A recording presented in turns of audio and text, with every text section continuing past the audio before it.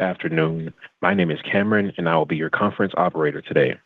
At this time, I would like to welcome everyone to Paycom's fourth quarter and full year 2024 financial results conference call. All lines have been placed on mute to prevent any background noise. After the speaker's remarks, there will be a question and answer session. If you would like to ask a question during this time, simply press star followed by the number 1 on your telephone keypad. If you would like to withdraw your question, press the star key. Thank you. I will now turn the call over to James Sanford, Head of Investor Relations. You may begin. Thank you, and welcome to Paycom's earnings conference call for the fourth quarter and full year 2024. Certain statements made on this call that are not historical facts, including those related to our future plans, objectives, and expected performance, are forward-looking statements within the meaning of the Private Securities Litigation Reform Act of 1995. These forward-looking statements represent our outlook only as of the date of this conference call. While we believe any forward-looking statements made on this call are reasonable, actual results may differ materially because the statements are based on our current expectations and subject to risks and uncertainties. These risks and uncertainties are discussed in our filings with the SEC, including our most recent annual report on Form 10-K. You should refer to and consider these factors when relying on such forward-looking information. Any forward-looking statement made speaks only as of the date on which it is made, and we do not undertake and expressly disclaim any obligation to update or alter our forward-looking statements, whether as a result of new information, future events, or otherwise, except as required by applicable law. Also, during today's call, we will refer to certain non-GAAP financial measures, including adjusted EBITDA, non-GAAP net income, free cash flow, and certain adjusted expenses. We use these non-GAAP financial measures to review and assess our performance and for planning purposes.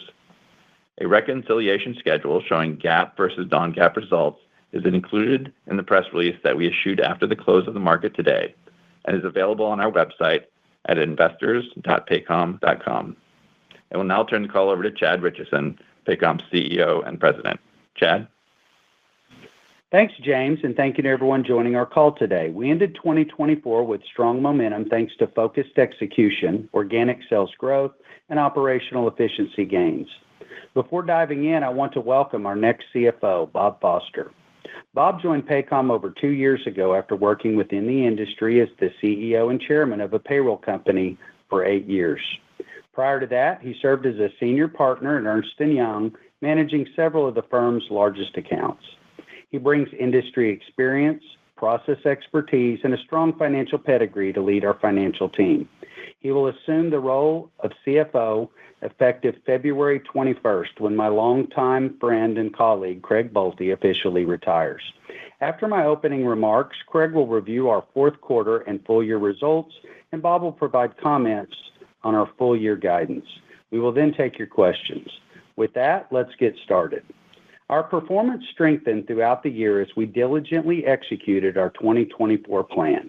We expect to fuel our momentum in 2025 by maintaining our focus on full solution automation, client ROI achievement, and delivering world-class service. 20 years ago, when we sold our software, user buyers bought the product because they wanted to do more with the software. And today, they want the software to do more for them.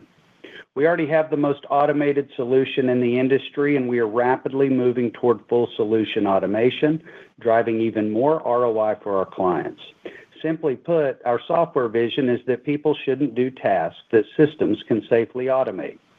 On the payroll side, Betty continues to eliminate non-revenue generating tasks, which allow clients to shift resources to more profitable activities.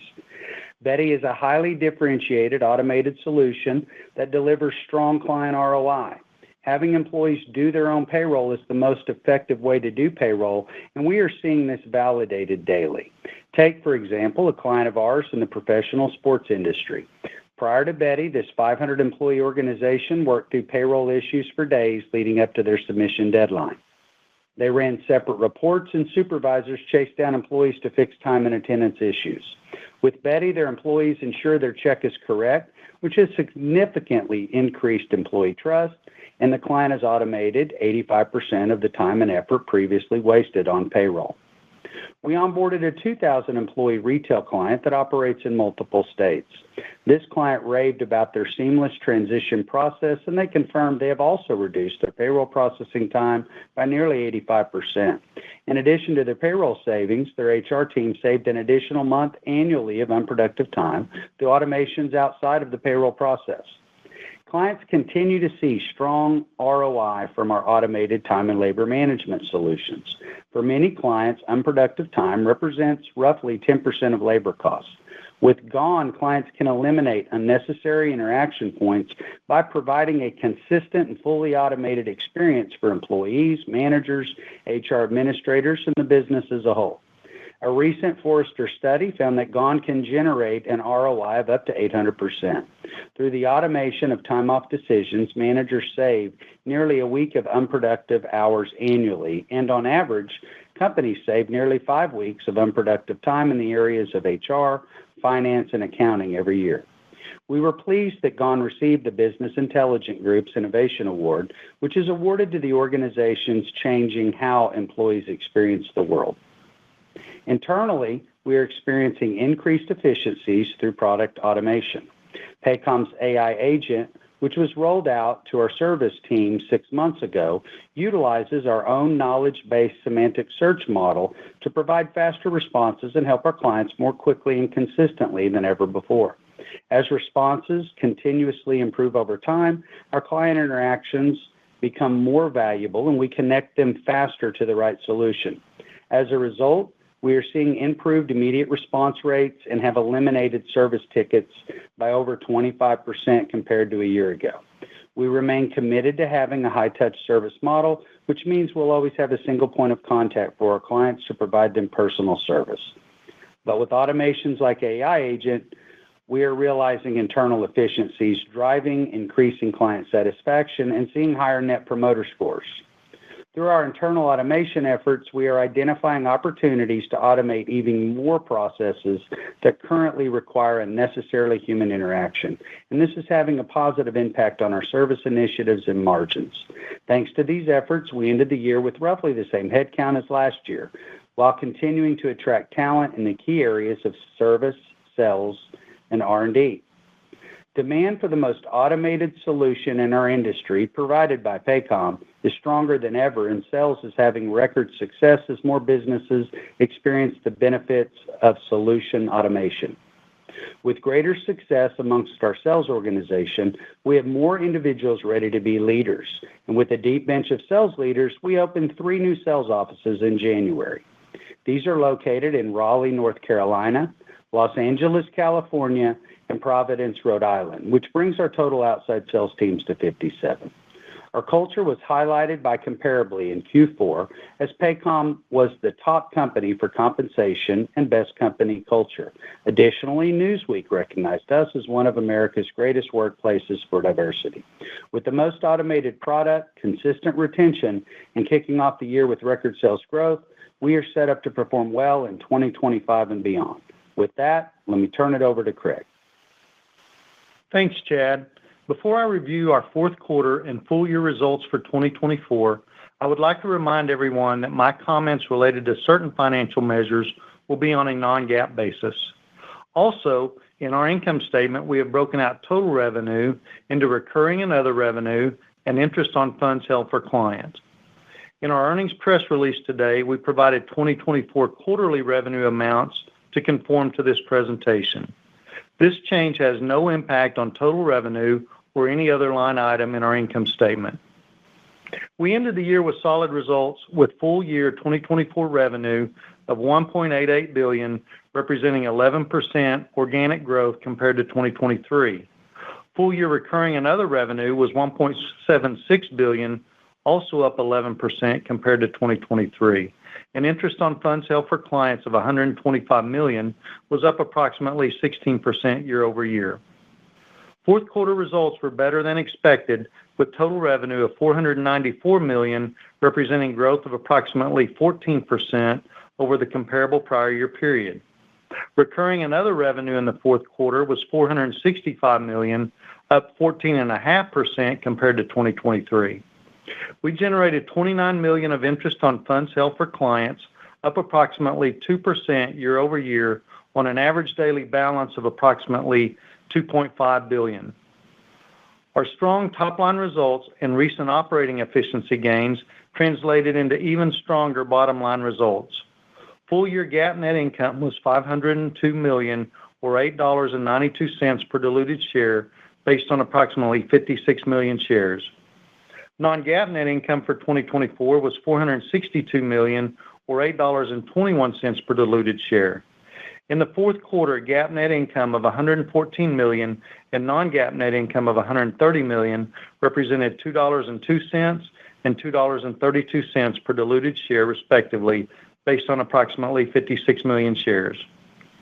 Full-year adjusted EBITDA was $775 million, representing full-year margin of 41.2%. Fourth quarter adjusted EBITDA was $215 million, representing a quarterly margin of 43.5%, up 290 basis points year-over-year. We continue to invest in automation across our software. Adjusted R&D expense was $61 million in the fourth quarter of 2024, or 12% of total revenues. Adjusted total R&D costs, including the capitalized portion, were $89 million in the fourth quarter of 2024, compared to $73 million in the prior year period. Our tax rate for 2024 was 23% on a GAAP basis. For the full year 2025, we anticipate our effective income tax rate to be approximately 29% on a GAAP basis and approximately 27% on a non-GAAP basis. In fiscal year 2025, we expect stock-based compensation expense as a percent of revenue to be approximately 8%.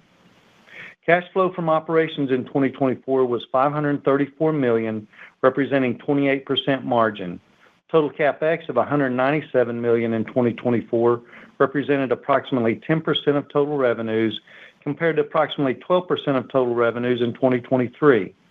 We estimate total CapEx as a percent of revenues to be below 10% in 2025. Free cash flow, defined as operating cash flow less CapEx, was $337 million in 2024, up 17% year-over-year. Free cash flow margin expanded 90 basis points year-over-year to approximately 18%. In 2024, we repurchased over 900,000 shares of common stock, or approximately 2% of our shares outstanding, for a total of $145 million, and we paid over $84 million in cash dividends. Since the beginning of 2023, we've repurchased over 2.4 million shares, or approximately 4% of shares outstanding, for approximately $445 million. We still have approximately $1.48 billion remaining under our buyback authorization as of December 31st, 2024, and the board has approved our next quarterly dividend of 37.5 cents per share, payable in mid-March. Turning to the balance sheet, even after returning capital to shareholders through buybacks and dividends paid in 2024, we ended the year with a very strong balance sheet, including cash and cash equivalents of $402 million and zero debt. We ended 2024 with approximately 37,500 clients, representing a growth rate of 2% compared to 2023. On a parent company grouping basis, we ended the year with approximately 19,400 clients, and of those, clients with greater than 1,000 employees were up 12% year-over-year. Total employee records stored in our system in 2024 was 7 million, up 3% year-over-year. Paycom's annual revenue retention rate in 2024 was 90%, which was consistent with 2023. 2024 was a solid year of execution with strengthening fundamentals as the year progressed. I want to thank our employees for all the hard work that is paying off. With that, I'll turn the call over to Bob for guidance. Bob? Thanks, Craig, and thank you, Chad, for the opportunity to take the financial reins of such an innovative and profitable company. For the near term, the plan is to continue to fuel the momentum we have been building in 2024 in the areas of R&D, sales, and investing in automation to benefit our clients as well as us internally. Our approach to guidance remains consistent as we guide to what we can see today and factor in relevant trends, opportunities, and potential constraints. With the goal of aligning our guidance with our long-term focus and consistent with how we run our business, we are transitioning to an annual revenue, and adjusted EBITDA guidance framework. For fiscal 2025, we expect total revenue to be between $2.015 billion to $2.035 billion, or approximately 8% year-over-year at the midpoint of the range. We expect full-year recurring and other revenue to be up approximately 9% year-over-year. We expect full-year adjusted EBITDA in the range of $820 million to $840 million, representing an adjusted EBITDA margin of 41% at the midpoint of the range. This represents one of our highest initial margin guides. Included in total revenue outlook is interest on funds held for clients of approximately $110 million, down 12% year-over-year. Looking at the shape of the year, we expect first quarter growth to be the low point of the year. We expect recurring and other revenue growth to accelerate to consistent double digits every quarter thereafter, as we benefit from record sales and consistent retention trends. We have positive momentum and are positioned well in 2025. We have an organic growth model that produces high-quality revenue and profit. We also have the talent and the product vision to build on our success. Before taking your questions, I want to thank Craig for what he has meant to Paycom, our clients, and our employees over the last 20 years. From all of us, Craig, thank you. With that, let's open the line for questions. Operator? At this time, I would like to remind everyone, in order to ask a question, press star, then the number 1 on your telephone keypad. In the interest of time, we ask that you please limit yourself to one question and one follow-up. We'll pause for just a moment to compile the Q&A roster. Your first question comes from the line of Raimo Lenschow with Barclays. You may proceed. Hey, perfect. Congrats on a great Q4. And Bob, all the best in your journey with Paycom as a CFO. 2 quick questions. Bob, first on guidance and guidance philosophy. What drove the decision to kind of not do quarterly anymore? I mean, it does feel like Paycom is a very predictable business, so that's a little bit surprising there. Maybe talk a little bit about your thinking. And then, Chad, can you talk a little bit about the renewal rates? You mentioned they were stable on last year, but in the past we've seen large numbers, and like the whole Betty uncertainty kind of obviously created headwinds. And so I'm thinking, like, is this level like the new level, or are your ambitions to bring it back to the levels we've seen in the years prior to what we've seen before? Many thanks, and congrats on a good Q4 again. Yeah, Raimo, thanks for the question.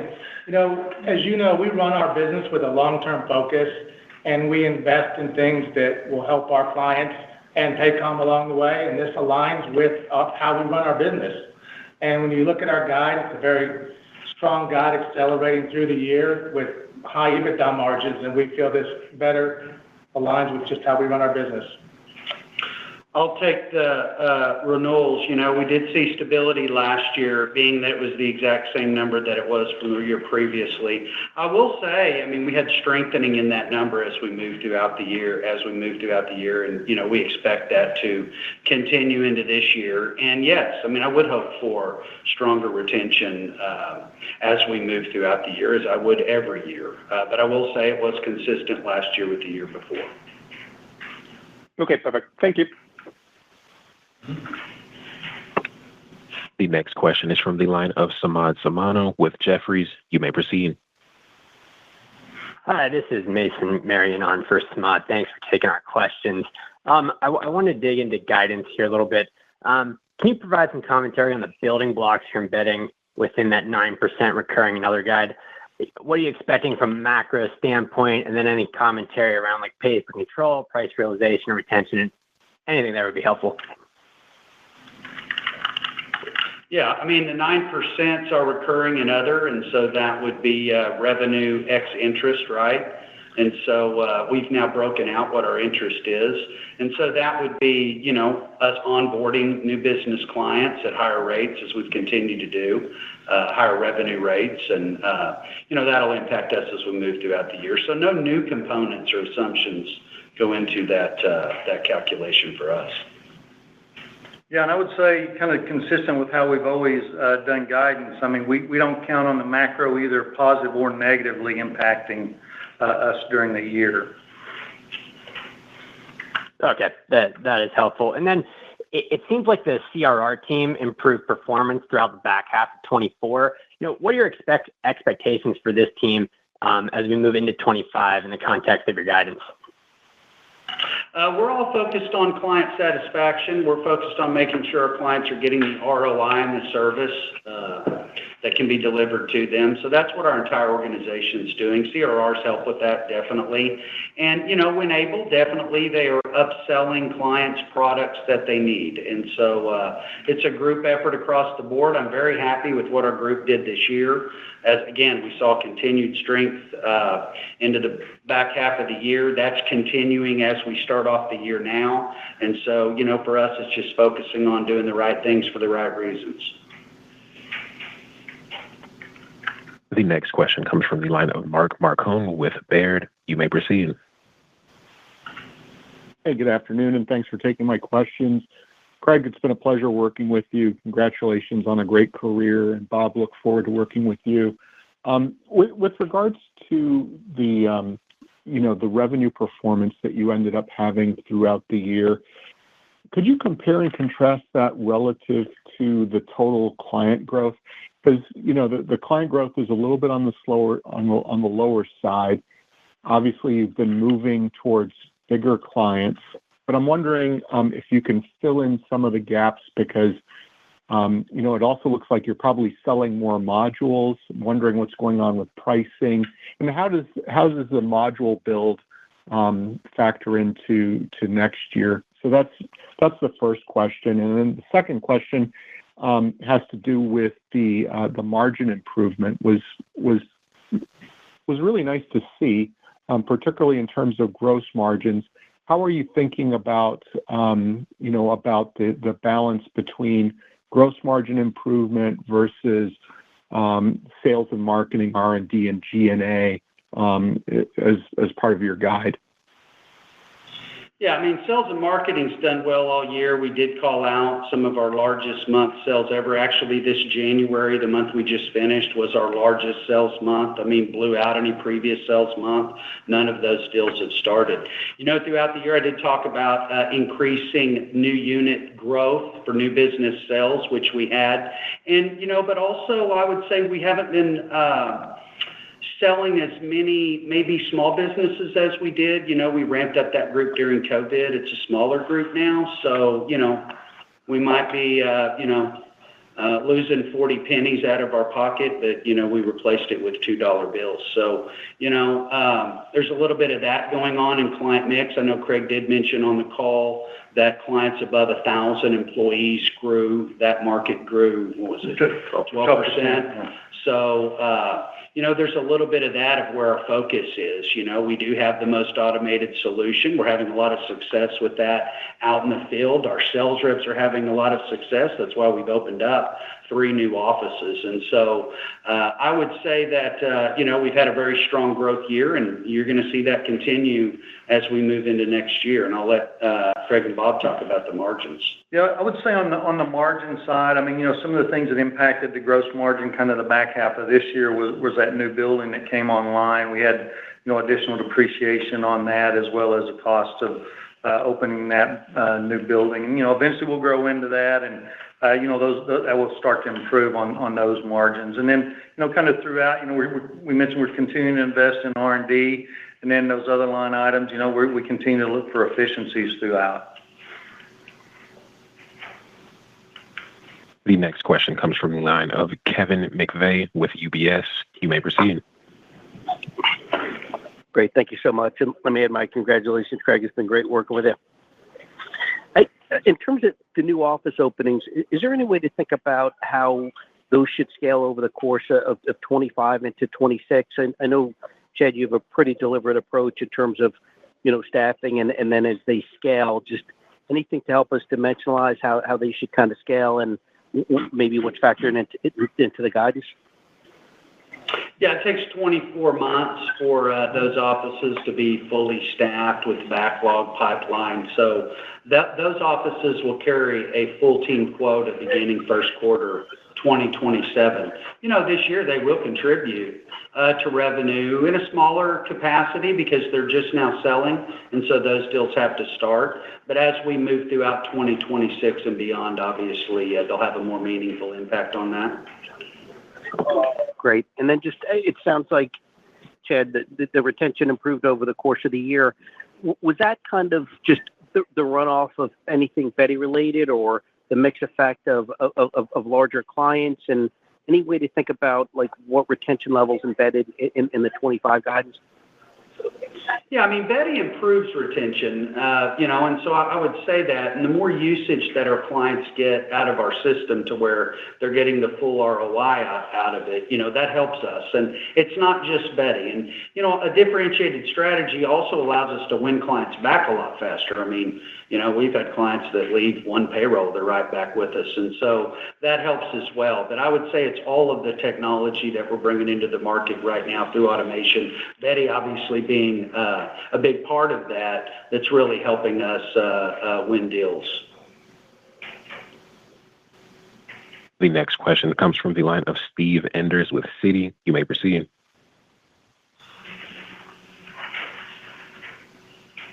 Okay, great. Thanks for taking the questions here. I guess maybe just to start, just want to get a better sense for maybe what drove the upside here in Q4, what drove the revenue strength, and I guess maybe how should we think about the puts and takes between the strength here versus what might impact Q1? Yeah, I would say Q4, as we go into Q4, it's usually the hardest to really predict in terms of, unscheduled runs and things like that. And I would say those came in strong. And so, overall, there was strength in the quarter as well as, good starts in Q4 as it relates to new clients coming on board. Okay, thanks. And then on the booking strength that you've been seeing lately, I know there's been a lot of changes in the go-to-market over the past year plus. I guess what do you feel like is working right now? What's resonating? And then I guess maybe where do you feel like there still are some areas where you can see improvements or some incremental things that you can improve upon? Yeah, and so I would say what's working is the fact that we have the most automated product in the industry, and people want to do less these days. Like I said before, 20 years ago, I sold a product because people wanted to do more with it. Today, you sell the product because they wanted to do things for them, and it's automated. And so, that's where we're having our most strengths, going out there, talking about those things, and obviously delivering the ROI that's available to our clients. And we have our entire company focused on client satisfaction. That's pretty important. Our clients are the reasons why we're here. And so we're all focused on that as well. It's hard for me as I look at 2024 to see any area where we weren't successful in our initiatives, So we continue on with that as we go into 2025 and beyond. The next question comes from the line of Jason Celino with KeyBanc Capital Markets. You may proceed. Great. Thanks, Craig. It's been an absolute pleasure. Hope retirement with the grandkids and the wheat farming, goes well. My first question on the sales offices, can you just remind us when the last time you opened sales offices? I think it's been a few years. And I think you typically only open them when you find the leadership bench to be ready, but certainly a good sign. Maybe did internal macro, your views influence the decision to expand at all, or is it just typical planning? Thanks. No, it's probably been a couple of years, I would say, since we opened our last office. I want to say, James is looking it up, but I want to say it may have been first of 2023 or end of 2022. Yep. But for us, that's internal. We only have 5% of the market right now as a company. So, it's the demand's there. You just, you want to make sure that you have 100% success every time you open an office, which we have.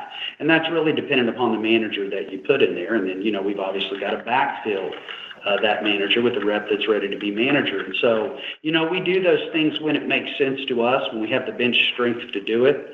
I would say we were better at opening up the offices this year than what we had been in the past, meaning we opened up the office and already had reps ready to go in them and already trained and identified. So I would say that these offices I would expect to have more success earlier maybe than what we've had in the past. A lot of that's due to the way we've made changes to our training and I wouldn't necessarily say we changed our go-to-market. I would just say we changed the way we are prepared to go at it. And that's been very successful. You have a very strong, successful sales and marketing program that's coupled with the strongest product out there in the industry with good messaging. And, we're having a lot of success there. Okay. And then my quick follow-up. I don't know if this is part of Steve's last question, but I guess what did you see in terms of workforce levels in Q4? Just one of your competitors mentioned, some weakness, but obviously you had a strong quarter. And then I guess what are you baking in terms of, workforce expectations for the 2025 guide? Thanks. Just stability. I mean, I can't say we saw anything unique in Q4, and we don't have anything forecasted for anything unique going into 2025 as far as macro employment changes. The next question is from the line of Jared Levine with TD Cowen. You may proceed. Thank you. Can you discuss your thoughts on additional sales offices over the rest of the year? Is that contemplated in the guide currently? I mean, we don't disclose any offices we would plan to open this year would be already in our guidance, but we haven't disclosed what our plans would be as we move through the year to open up additional offices. Got it. And then for my follow-up here, can you disclose what the 4Q revenue benefit was from that pull forward of that extra payroll processing day from 1Q? There are always calendar issues within a year or quarter. And, if you're able to look at it on a weekly basis or even longer normalized basis, you're going to see the strength that we had in the back half of 2024 continues into 2025 and actually accelerates as we move throughout the year. Got it. Thank you. The next question is from the line of Bhavin Shah with Deutsche Bank. You may proceed. Great. Thanks for taking my question. Bob, appreciate kind of the change in guidance philosophy, but kind of taking your commentary on the full year for recurring revenue with 1Q the low point and then double digit thereafter. I get to like 6%-ish recurring revenue growth for 1Q. Am I in the right ballpark there? And kind of if so, what are the factors impacting 1Q? Is it just a calendar timing issue or is there anything else? Thanks so much. Yeah, thanks for the question. Yeah, we don't comment on the quarter since we've changed our guidance. There are a couple of things that we'll talk about shape the quarter. The year-end forms filings don't grow as fast as our core business, and there's a little interest headwind because we were up 30% last year in interest, and we'll be down 11% or so in the first quarter. That's helpful there. And then just kind of following up on the EBITDA guide for 25, just even given what you're seeing on the float side, it's very healthy. Like, where are you seeing the efficiencies? Is it across the board? Are there certain areas where you're kind of being able to leverage AI or anything else to really provide a lot more productivity within your sales force?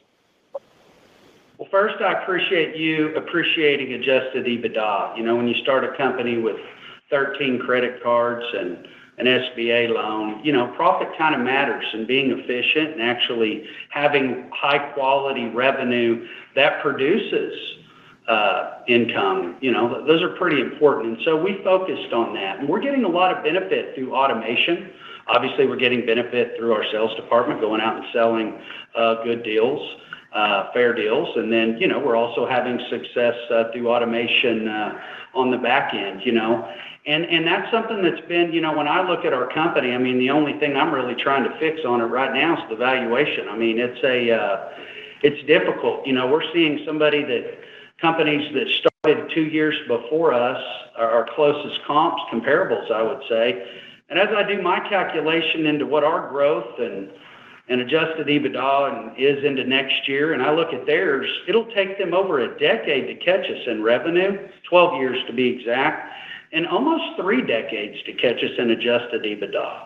So I'm glad that people do appreciate high quality revenue. You know, we've grown our business organically, and we do have a focus on full automation of our system. And as we move into the future, I do believe that's going to put us in the area of being the highest margin company in our industry. I think we're second now with our current guide.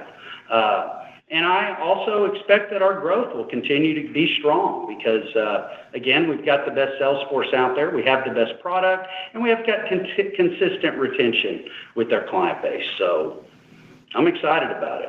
Thanks for the question. The next question comes from the line of Daniel Jester with BMO Capital Markets. You may proceed. Great. Thanks for taking my question.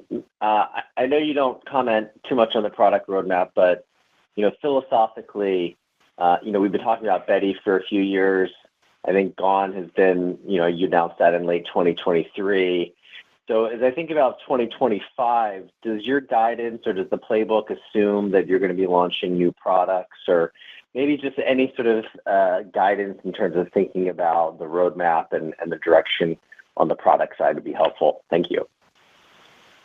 Well, I will tell you that there's not a moment that I'm awake, and probably half the times I'm asleep, that I'm not thinking about our product and how can we make it better and how can we enhance it. And so, I took over the product back again in November of last year. I've worked very closely with that group. We're doing very well over there. And we've got a lot of initiatives in flight right now, all around automation of our product. Again, I think that any time that you can automate human interaction safely, you want to be able to do that. You can't do that everywhere yet, but I do think that there's all those opportunities. And so we've been focused on that. I believe that we've led that charge more than anybody else. And I think you'll continue to see that momentum continue into this year. And absolutely, there will be product announcements in 2025. Great. Appreciate that. And sorry if I missed this, but on the $110 million of interest income this year, did you share what your expectations were with regards to interest rates or average daily balance to get that number? Thank you.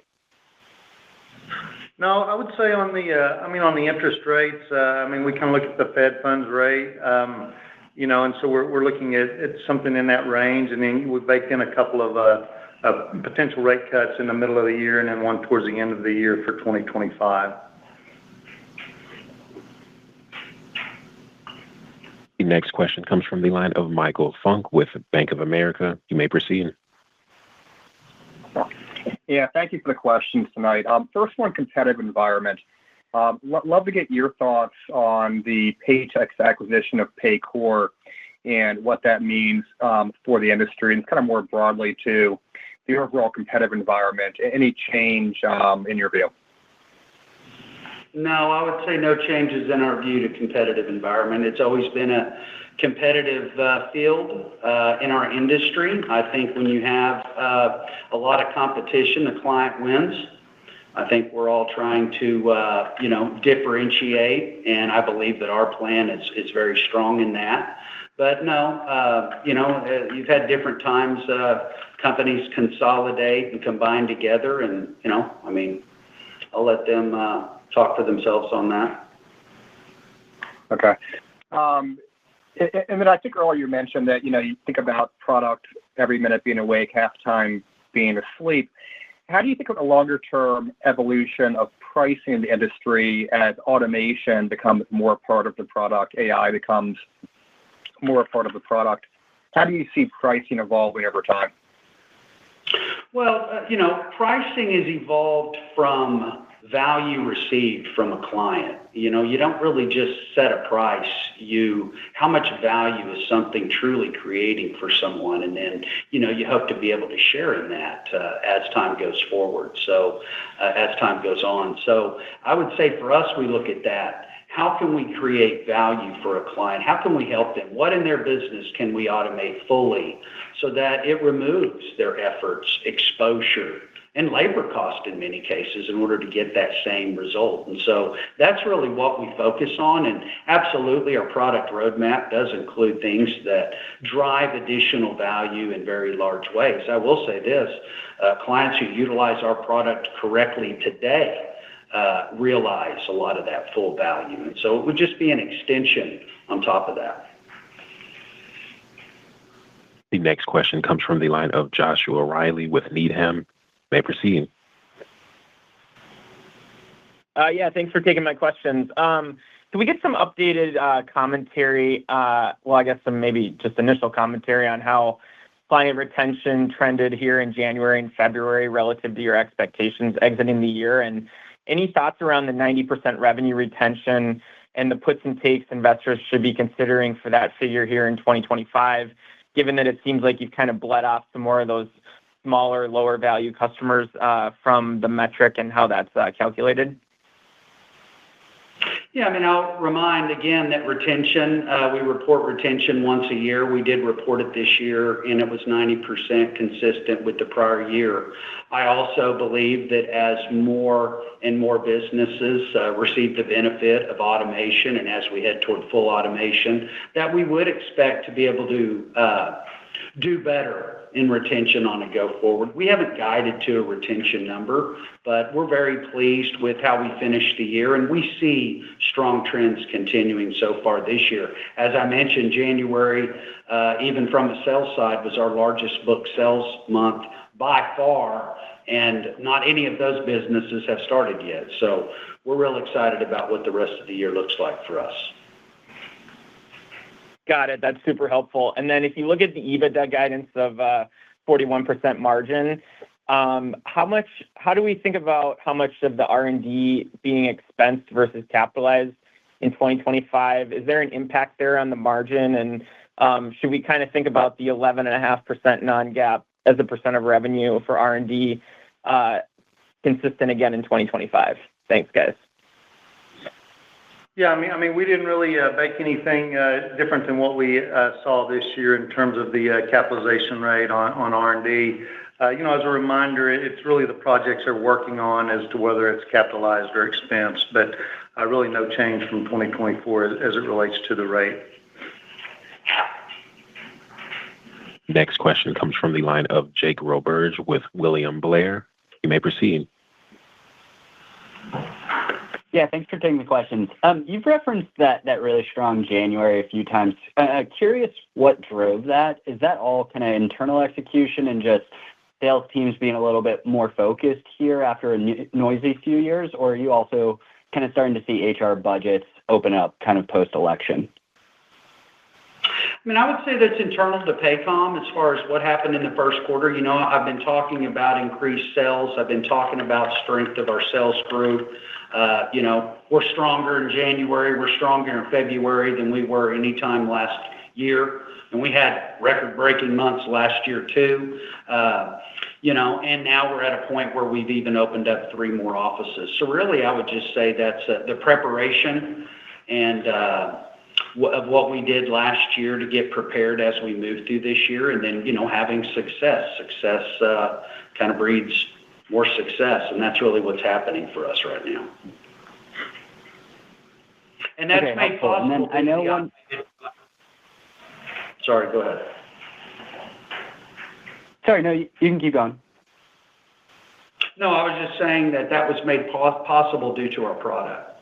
They're doing a great job selling the product, and clients are value. Helpful. And then I know one of the priorities in 24 was just getting a lot of the product that you already sold live rather than just sitting on the shelf.